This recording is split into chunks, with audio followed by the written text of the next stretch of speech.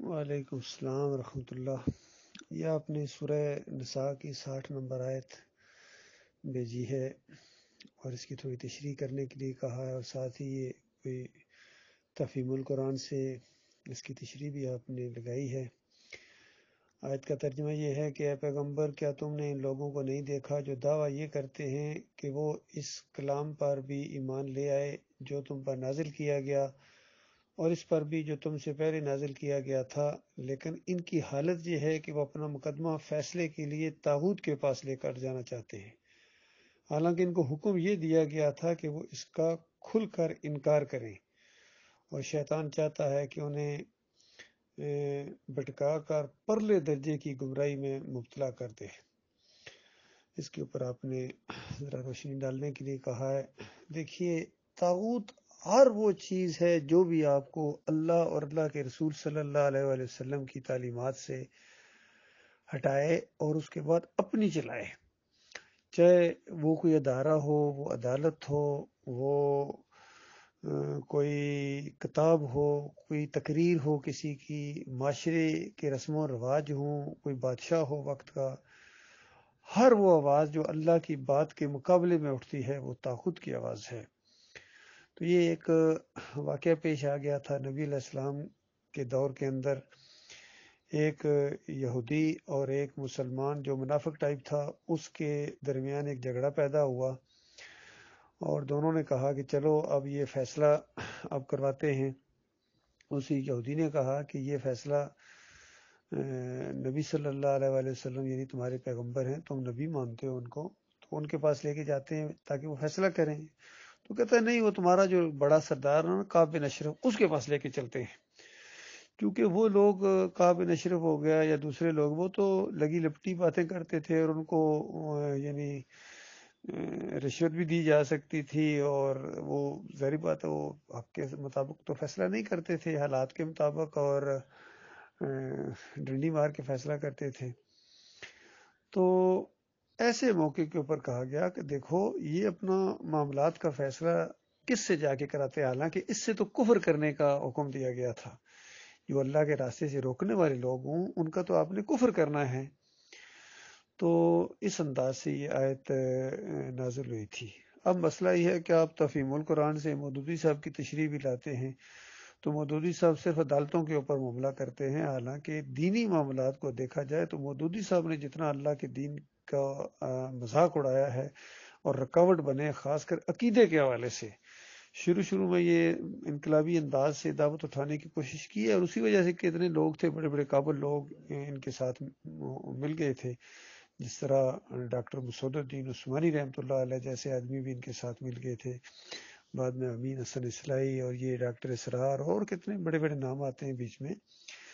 لیکن جب مودودی صاحب نے جمہوریت کی طرف، اس غلاظت کی طرف اپنا رخ کیا اور فاطمہ جناح کا ساتھ دینے کے لیے آگے بڑھے اور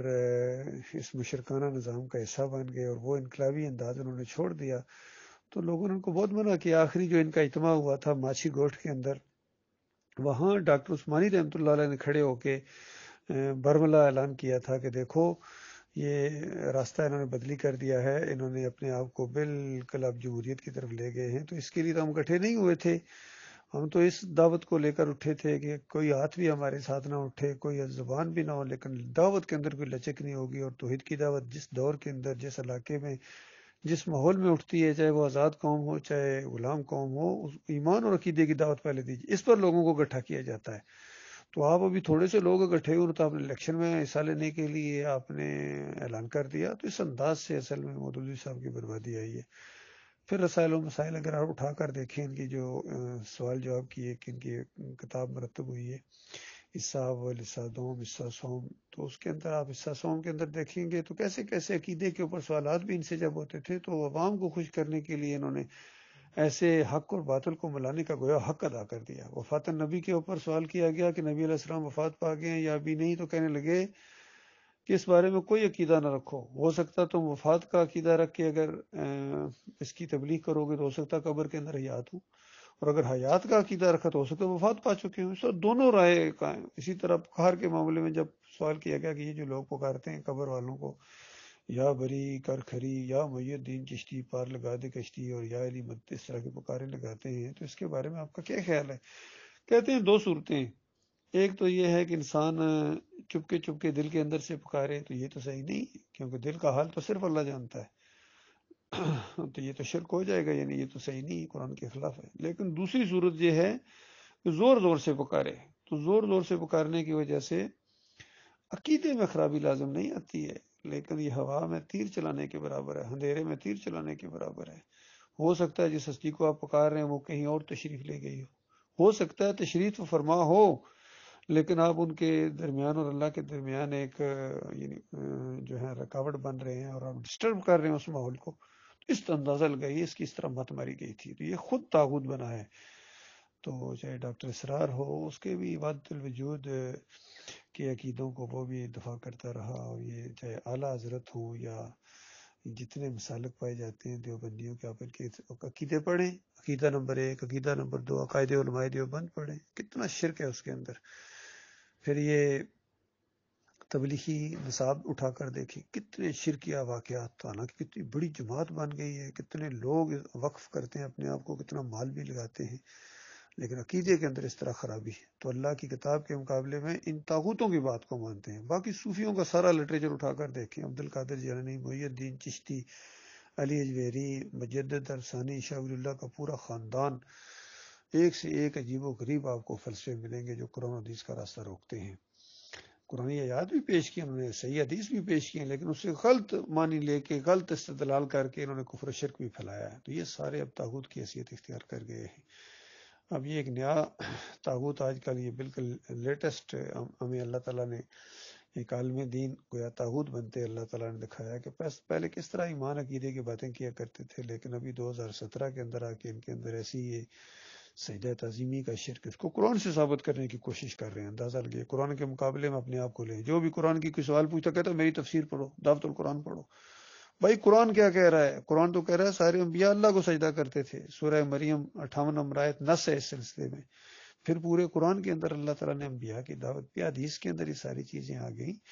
تو یہ قرآن و حدیث کو ہٹا کے اپنی بات بنوائی اس نے ڈنڈے کے زور سے، نظم کے ڈنڈے کے زور سے، تو یہ طاغوت بنے ہیں۔ پھر چھوٹے چھوٹے طاغوت ہیں ان کے ساتھ جو مل گئے ہیں، اور یہ ایک پوری کابینہ ہے ان طاغوتوں کی، تو یہ معاملہ ہے میرے بھائی۔ تو یہ دین اسلام یہ تو بالکل سادہ دین ہے، ایمان عقیدہ بالکل ٹھیک ہونا چاہیے، اس کے بعد آہستہ آہستہ آپ دعوت دیں، ایک اجتماعیت اللہ قائم کرے گا، اور آہستہ آہستہ یہ دعوت آگے بڑھتی چلی جائے گی، اور اس کا زور، کفر و شرک کا زور اللہ تعالیٰ توڑے گا۔ یہ معاملہ ہم نے کرنا بھائی، طاغوتوں کا کفر کرنا ایمان کا حصہ ہے، یہ نہیں کہ طاغوت کو اپنے امیر محترم کہنا شروع کر دو، کفر شرک پھیلائے، سجدہ تعظیمی کا اعلان کرے کہ یہ ہوا ہے، سجدہ ریز ہو گیا پورا خاندان، اور اس طریقے سے انہوں نے کفر شرک جو دوسرے مسالک نے پھیلایا، بریلویوں نے، دیوبندیوں نے، اہل حدیثوں نے، سلفیوں نے بھی، سب اس میں ہیں، چاہے یہ جمہوری لوگ ہوں، یہ پارٹیاں ہیں، جمہوری نظام ہے، ووٹنگ سسٹم، یہ سارا طاغوتی نظام ہے، مشرکانہ نظام ہے، اس کا جو بھی حصہ بنے گا انہی کے ساتھ ان کو ہمیشہ کی آگ میں رہنا پڑے گا۔ تو بالکل ہم بالکل ڈنکی کی چوٹ اور اعلان کے ساتھ ان سارے طاغوتوں کا کفر کرتے ہیں، ہمارا ان سے کوئی تعلق نہیں ہے، ہم اللہ کی کتاب کے مطابق ان کو کافر قرار دیتے ہیں، بالکل مشرک ہے جو اللہ کے ساتھ شرک کرتا ہے، جو کفر کرتا ہے وہ کافر ہے، جو منافقت کرتا ہے وہ منافق ہے۔ جو اللہ کی کتاب جس کی جو حیثیت بیان کرتی ہے وہی ماننی ہے، اور پھر اس پر جم جانا ہے۔